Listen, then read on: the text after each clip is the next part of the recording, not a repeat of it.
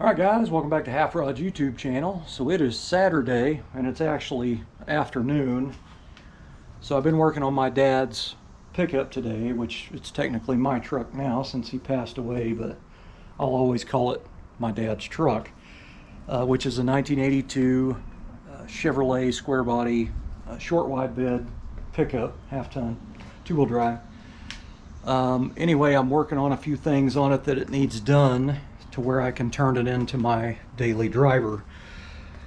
So in case you haven't seen the video, my square body that I drove every day, my 87 GMC long bed, which was my father-in-law's pickup that I bought from him a year before he passed away, we got into a collision at an intersection and it was the other person's fault, only to find out that they're uninsured. Nice. And I had liability. So anyway, my dad's truck has a few issues that I need to fix before I start jumping in it to drive it every single day. One of the big things was the donut gasket on the passenger side exhaust manifold. It was pretty much non-existent. It was blown out, so I replaced it this morning. I didn't video it, but I replaced the donut gasket on the exhaust manifold, and now it sounds really nice and quiet. So the other thing I turned my attention to is the front bench seat. So he had this seat recovered, and this thing is, the springs are pretty much sagged out in it. When you sit in the truck, you like go way down, so you fall way down in the seat, and it makes my back hurt, and it also made his back hurt. So anyway, I took the back off of it, and anyway, I took the side pieces and all that stuff off. What I'm going to do is go ahead and pull the hog rings out, and I'm going to go in here and try to rebuild this stuff. There's two springs right there that aren't even, or wires, I guess. They're not even hooked up. This spring was off. It was actually laying there like that, and I put it back on, but it's so loose it doesn't even have tension anymore. So I'm going to go ahead and try to firm this up a little bit. Not quite sure 100% what I'm going to do yet. I'm going to wait until I get the covering off and see what needs to be done. But the passenger side doesn't seem to do that, but the driver's side really is the main focus. But anyway, I'm going to go ahead and remove the cover off the seat, get the foam off of it, and really get in here and deep dive and see what I need to do. I may weld a sheet metal pan in here. I think that would fix it very well, actually, because you can see right through here where the wire is actually so thin that it's cutting through the foam. So I may just put a whole big piece of sheet metal in here, and that alone will help it keep from, when you set in it, the foam coming through. Somebody's put what looks like some duck cloth or something here, and this is just on the driver's side. But I'm going to mod it, so I will definitely get it fixed. That way I'm not falling down in the seat. So there was a mouse house underneath the seat of the truck when I got it out. And anyway, I vacuumed it out, and then I used some upholstery cleaner, just some spray foam stuff for carpet and stuff, and sprayed it all over it, and then scrubbed it, and then wiped it out with a wet microfiber. And it's 102 degrees today, so it's gonna heat it up. You know, it'll get it dry. But I wanted to do that before I put the seat back in, at least clean all that. So the mouse got in the truck a long time ago when my dad was still alive, and he put a trap in there and caught it. But anyway, of course, he didn't pull the seat out. I don't know that he knew there was a mouse nest underneath there, but it kind of stunk in the truck. So hopefully it doesn't stink anymore. But so that's the plan for today. I've got to basically turn this into my daily driver. So the exhaust leak and the seat, I don't want the seat hurting my back, and it will, man. Let me tell you, when I drove it to his celebration of life, which was about 40 minutes away, over and back, it really gets your back fired up. But it won't after I'm done with it, obviously. But anyway, I'm gonna deep dive into the dome light and see why the dome light doesn't work. I put a new bulb in it and it still won't light up. And I just checked the fuse, it's still working. So I unhooked the wires, and I'm going to test those individually and see if everything's working. The plug-in that goes on there, when I went to take that apart, one of the plugs, it may not have been plugged in all the way, I'm just not sure yet, but I wanted to see what kind of speakers was in the truck. Anyway, the radio doesn't work, but anyway, it looks like he put some duals in here. These are just like some replacement style 4x10s. Looks like he had a piece of jute taped to the back of it so it doesn't hit anything back there or whatever, but I think I'm just going to leave it in there.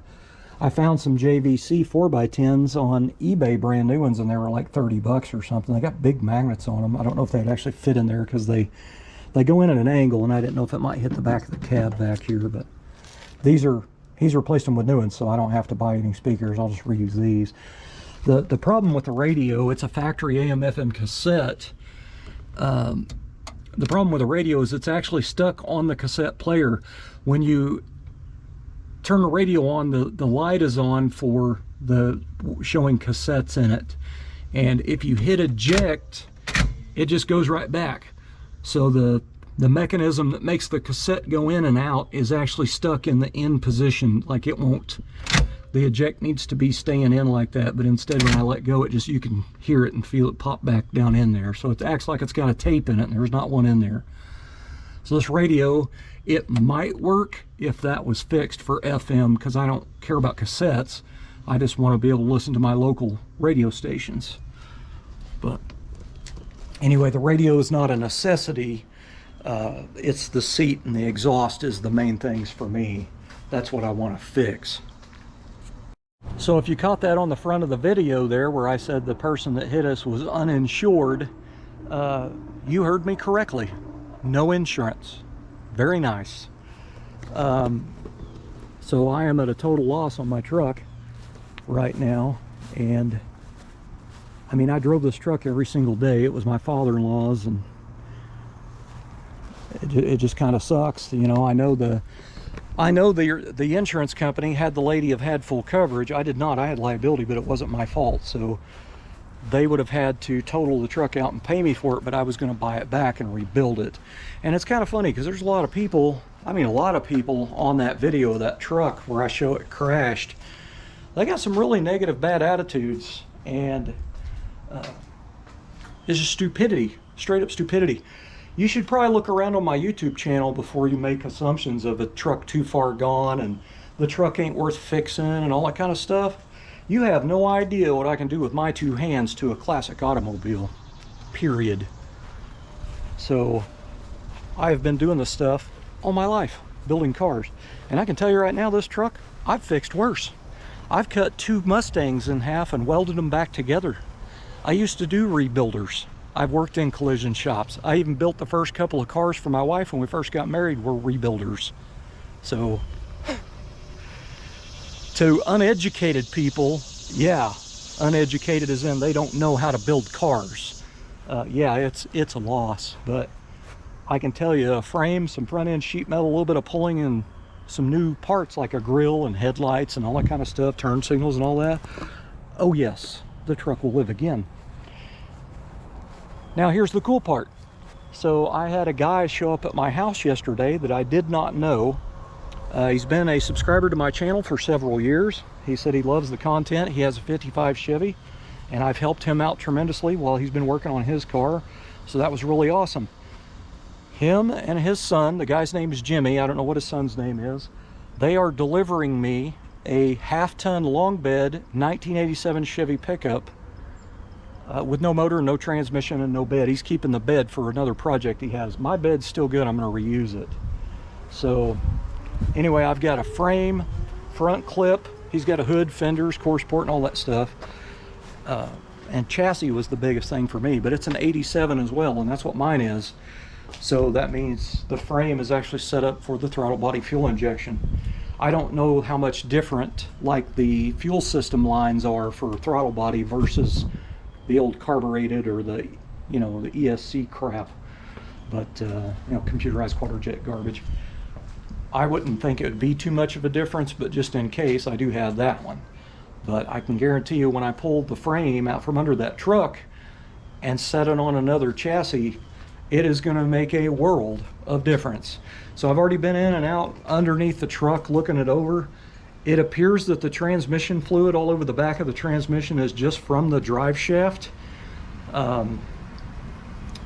don't think the tranny's broken. The harmonic balancer looks like it's still okay on the engine, and I'm not going to really know until I start the engine. And the reason that I mentioned that in the video, because there were a lot of people saying, oh, that engine will be just fine. I did a rebuilder 1985 Super Sport Monte Carlo back in like 1996, somewhere around there, and it was hitting the front, and I put another chassis under it, by the way. The harmonic balancer didn't look like it had any damage, but when I finally got the car started and it running, the harmonic balancer on the front of the engine was wobbling. So I bought another harmonic balancer and put on the front of the crankshaft, and it still wobbled. It ended up being a bent crankshaft snout. So that's why I said I was worried about the crankshaft snout being bent, because there's a lot of trauma up there on that truck. So if that's the case, I will just put another crank in the engine, and no, I'm not going to line board. I'm just going to put a crank kit in it. I've done it twice before, and I've been lucky. Whether it works or not, just have to wait and see. But the last 2 times I've done it, it actually worked, because that engine in that Monte Carlo SS ended up in my dad's truck until about 2005. So, and the only reason he pulled it out is it was leaking oil profusely out the rear main, and it was low on power. It smoked when you started it. The motor was just wore out. I think it was 100 and something thousand mile engine when we put it in his truck. But anyway, I ended up rebuilding my dad a 327 Chevy and put it in his truck, and he had that in there for a while. And then he got tired of messing with that engine because it had a brumpity-brump cam in it, and that's kind of not what my dad likes. So he ended up getting a Goodwrench 350 from Summit, and now you can't even get a Goodwrench 350, which kind of sucks. But that's what's in the truck. So anyway, my plan was pretty cool. Jimmy was going to bring that truck tomorrow. As far as I know, he's still bringing that truck. Him and his son's bringing that truck parts truck tomorrow. I was going to tear into that truck, and for the next 7 days, I was going to set the cab over on the new chassis, my engine and trans in it and all that stuff, do a little bit of pulling on that cowl up there on the passenger side front, or cut it out and section in from the parts cab. I am not changing cabs. This cab does not need changed. Anyway, I was going to get the truck where it would start run and move in the yard. It just wouldn't have a grill, and it wouldn't have headlights and all that stuff, because Jimmy doesn't have all that stuff. I'm going to have to buy all that new. Now, with the insurance company not paying, it's still under investigation, so I can't really do anything yet. But I was counting on that money coming from the insurance company so I could buy a new grill and headlights and turn signals and blinker, you know, all the plastic crap that got damaged in the crash, a new condenser for the air conditioner, a radiator, fan shroud, you know, all that kind of stuff. But now it's going to be all out of pocket. So it's going to basically take it longer. But it would be nice if I could get in there and start the truck and be able to move it around in my yard so I could actually mow around it. I don't want it dead and sitting there for months. But this insurance stuff is just a mess, man. It sucks. The lady showed the police officer at the accident a insurance card. But when we talked to her insurance card, they are under investigation for non-pay. Which basically, they had a term for that, and my wife works for State Farm Insurance. So she knows the lingo. But they cannot tell me anything, and it just sucks. I asked the guy, I said, since I have videos and pictures of the car, can I go ahead and tear it apart and start trying to rebuild it so I can have a truck again? I can't tell you that, sir. Well, you're either paying for it or you're not, period. But he won't give me an answer. But they did tell us that if we have other means for payment, we need to seek it. So, whatever. It's just stupid stuff. But it hasn't been a good week for me. My dog is good, my wife's good, I'm good. Truck is not good, you know what I mean? But it is what it is, I guess. Just gonna have to heal from this. I cannot believe some of the comments that people have left talking about it's a $200 truck, waste of time.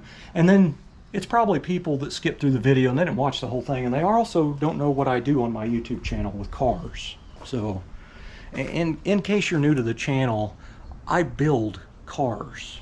And I mean build cars. I don't send my cars out for work at other shops. I do everything myself, and I mean everything. Thanks for watching. All right, guys, so I have a special delivery this morning. A couple of subscribers actually found me and offered to give me something to help me out. This is Cody. Say hi to everybody, Cody. Hello. That's his dad, Jimmy, driving the truck, and if you can see on the trailer, I now have parts to fix my father-in-law's truck that was totaled out in an accident. Mainly frame, sheet metal for the cab parts, and that type of stuff. So really, really awesome. So Jimmy drives a truck for a living, and I asked him if he was able to back the trailer into my backyard, dump it off, and he goes, I'll put it anywhere you want, because he's a truck driver. He can put this thing anywhere. It's actually got a 55 Chevy rear end in it that they want back, but this is just to make it roll, so it's not anything important for today. But I'm going to use my rear end out of my truck because it's still good, but I'm not using this bed. But it's an air cab. This is actually a 1987, which is same as mine, but there's a perfect frame. It doesn't have any damage.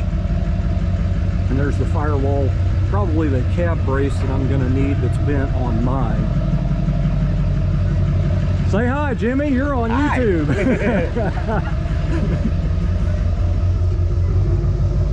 Yeah, that's good right there. We can push it.